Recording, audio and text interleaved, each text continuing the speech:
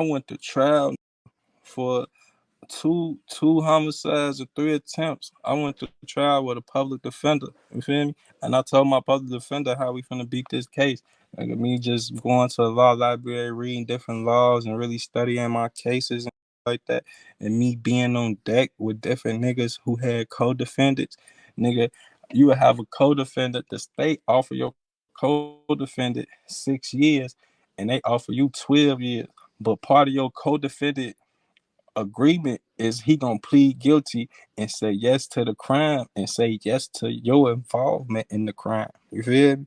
So it's like, Yeah. yeah, that's telling, nigga. You signed a paperwork saying that yes, I was in the car with this nigga at the time when we got the drugs, where y'all found the drugs. No, the drugs wasn't mine. It's only two of y'all in the car. So if the drugs not yours, it's the other nigga that's in the car. You feel me? Uh, it's snitching, folks. What about people say? What about people say it ain't mine? Like shit. Then And they that's what they gonna ask like whose is it? Like you yeah, can't if both people say it ain't theirs, you can't really. They just gonna put it on the driver or the owner of the car type. man, both of us gonna go to trial and we gonna fight this shit out. You feel me? But folks want to get back home to his Birkin bags and shit. So he said what he said. You feel me? What he said. So I'm gonna get back to the Birkin bags. For that shit implicated Thug as all type of shit. You feel me? You saying yes, YSL is a gang. Like you proving the state's case. YSL is not a gang. It's a fucking record label, gang. A Yeah. multi-million-dollar record label at that. You feel me? Like if you would have just shut the fuck up, everybody shut the fuck up, sit back, eat some noodles and honey buns, and let's thug this shit out for 2-3 years, and everybody gonna come home, folks. You feel me? Niggas got to seeing all type of shit to get out of jail, folks. Earlier you had spoke on you basically telling your PD what to do to beat the case. Like what was the things you was telling her, and how long did it take you to figure it out going to the law library and shit like Man, that? my shit was capital murder. They say I was gonna be in that bitch for like 6-7 years. You know, when you fight nobody, you gonna be in that for a minute. You feel me? But just me knowing the type of life I was living, I was trying to get back outside, so I wasn't waving no time. Like I want to go to trial. You feel me? Because it's like whatever y'all offer me 20-30 years. That's a long ass time either way. So I might as well Yeah. shoot the dice and just go ahead and do it. Boom! I found some loopholes in the case that they did do, that they didn't check out. Okay, boom. It ain't what you know is what you could really prove. You feel me? I had scientific facts that was on my side, type of shit, you feel me?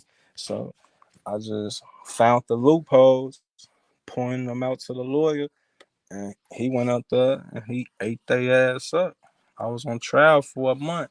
It took them 3 days to deliberate. Nigga, on the third day, they came back with the verdict, nigga. When the jury was walking in, everybody had their head down. I thought I lost. I'm damn, folks. I sat back on my seat.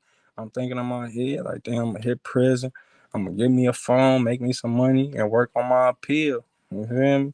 And they gave that paper to the judge. The judge looked at it. I'm looking at his facial expression. I'm trying to find any type of sign to say that I won. They get to reading the charges off.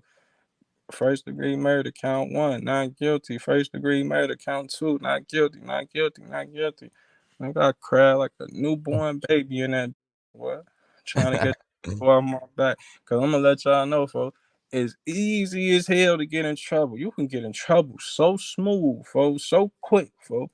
But it be hard as to get out that shit, folks. Like shit be Long stressful. process. A long ass process, folks.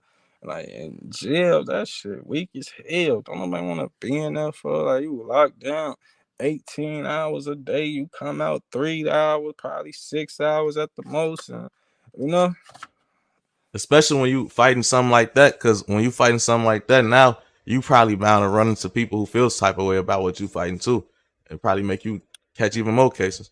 and then I caught my case out of town. I caught my case in Arizona. Like they had the death penalty on. Well, I was on death row for like 7-8 months. You feel me? Like they really finna put a needle in my arm, put me to sleep, gang. You feel me? Like I kept my mouth closed though. How I was just that like dealing with that? Like what was your mind state like at that time? Man, I be believing in manifesting. You feel me? So I always had like try to have good vibes and good energy every day with the situation. You feel me? My first my first week being locked up, like nigga, I cried. I ain't gonna lie to you. If a nigga tell you when he got locked up for murder and he ain't crying, he a damn lie, folks. Cause it's like that's one of the worst charges ever. Like that's like damn, I'm finna spend the rest of my life in jail. Nigga, I cried for the first week, man. Slept for like the whole second week. And then I just started programming, you know, working out, doing all type of shit to keep my mind off this shit. I was eating good, so I was chilling. You feel me? I always knew I was coming home though. Like even like the niggas on the pod, like folks got good energy, folks a good nigga, like he don't need to be sad. He don't be around this bitch moping or nothing. Hell nah, you can't let him see you sweat, gang.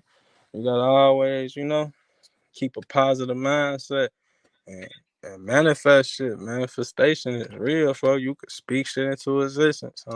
Exactly what I did. I spoke that shit into existence. Told my I was coming home, bro. They had me on a $4 million bond, bro. A lot of people counting me out. I said, I don't be with people like that. Because I was a lot of people, making sure a lot of people were straight. Once you get locked up behind that cell, out of sight, out of mind. So you gotta remember that shit, bro.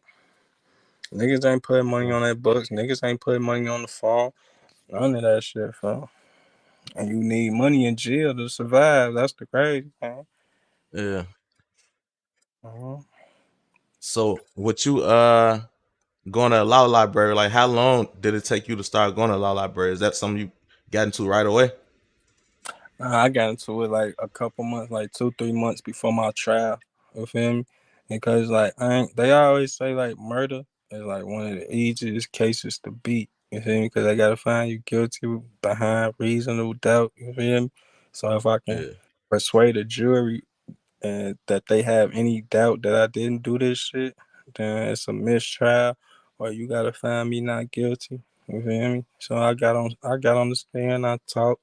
You feel me? Like I come from where I come from, but I got sense. You feel me? I got real common sense. Like all these tattoos on my face and nothing like this art. This is a way I just be expressing myself. You feel me? Like I know how to have intellectual conversations with people, like white, Mexican, black, whatever. I got all type of different friends, white friends, Mexican friends, black friends, all type of shit. By the end of the trial, like that's how they do it. They had like 15 people as the jury, but then they do like a lottery pick type shit, and 3 people get eliminated. One Mexican lady, she got eliminated and she started crying. And my lawyer, like, I ain't never seen no juror cry before. And the reason she cried because she know she was gonna be the one to say that he was not guilty. And she wanted to make sure the other 12 people was on the same boat that she was on. You feel me? So like, you know, when people talk Yeah. to me, they feel my energy. They know my heart. Like I'm a genuine, I'm a good nigga. Nigga make mistakes. Nigga do this and do that. But at the end of the day, I'm a good nigga, gang. And she knew that. You feel me? So, but yeah, I got into the law library my last little 2, 3 months.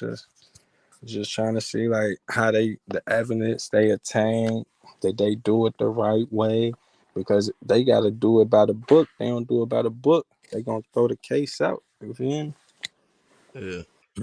Um, So when you first went in, like you said you did a few months before your trial. How long was you sitting before trial? I was in this bitch for 22 months, almost 2 years. So Mm-hmm. like them first 2 years, was you basically just like you wasn't really eager to, I ain't gonna say eager to get out, but like did you feel like you was gonna get out those first 2 years?